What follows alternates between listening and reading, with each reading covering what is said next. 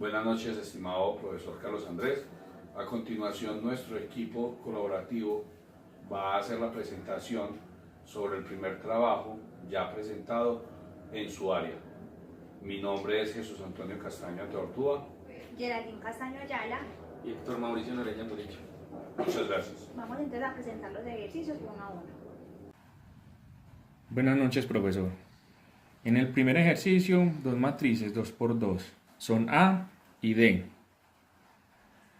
Y nos piden la suma de A más 2D. Y lo primero que hacemos es multiplicar el número 2 por cada entrada de la matriz D. Y después hacemos la suma. En la suma de matrices es componente a componente. Entonces, en el primer componente, que es 3, más 0, la segunda es 0 más menos 6, y más por menos nos da menos, eso da 6, menos 6.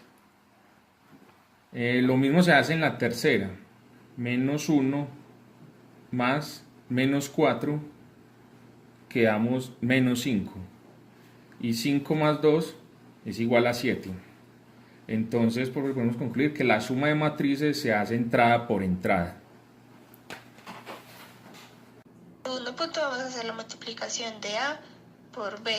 Podemos hacer esta multiplicación porque el número de columnas de A es igual al número de filas de B. La multiplicación de matrices se hace fila por columna. Entonces, el primer componente de la matriz AB va a ser la multiplicación de la fila 1 de A por la columna 1 de B. Y lo mismo se hace para las otras componentes. La fila 1 de A con la columna 2 de B, la fila 1 de A con la columna 3 de B.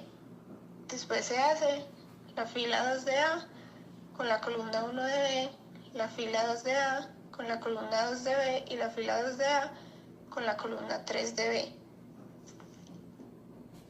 Entonces la primera componente de A por B sería la fila 1 de A por la columna 1 de B, que sería 3 por 4 más 0 por 0, y eso nos da la primera entrada, que sería 12. Lo mismo se hace con las demás columnas y filas. En el siguiente ejercicio nos piden un ejemplo de una matriz de tamaño 2 por 2, o sea, 2 filas, 2 columnas, que no se anula, o sea que todas sus entradas no sean igual a 0, y tal que al multiplicarla por ella misma, o sea al cuadrado, si nos dé una matriz nula. La matriz que escogimos es la matriz A, que tiene como componentes 1 menos 1 medio 2 y menos 1. Esta es una matriz no nula. Vamos a proceder a hacer la multiplicación. La multiplicación se hace fila por columna. Entonces vamos a coger la primera fila, que es 1 menos 1 medio, y lo vamos a multiplicar por la primera columna, que es 1, 2. Entonces multiplicamos 1 por 1 nos da 1, menos por más nos da menos, y 1 medio multiplicado por 2 nos da 1. Al hacer eso, o sea, 1 menos 1 nos va a dar 0. Pasa lo mismo con las demás filas y columnas. Por ejemplo, fila 1 con la columna 2 nos da 1. Por menos 1 medio nos da menos 1 medio, y menos 1 medio por menos 1 nos da más 1 medio. Al hacer esta suma nos vuelve a dar 0. Luego nos daría 2 menos 2, queda 0, y menos 1 más 1, que sería igual a 0. Al hacer esta multiplicación obtenemos una matriz nula. Muchas gracias.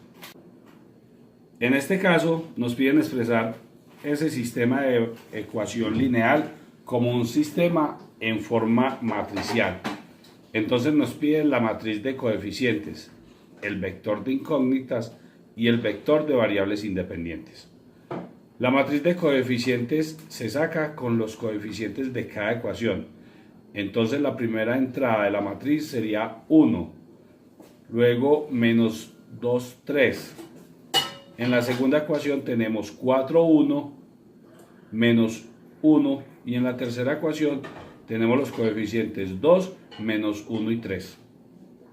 El vector de incógnita lo sacamos con las variables de la ecuación. Sería un vector columna, que sería x, y y z. Y el vector de variables independientes serían también un vector columna. La primera entrada tiene 11, luego 4, luego 10. Esto nos da un sistema que nos dice que la matriz de coeficientes por el vector de incógnitas es igual al vector de variables. Muchas gracias.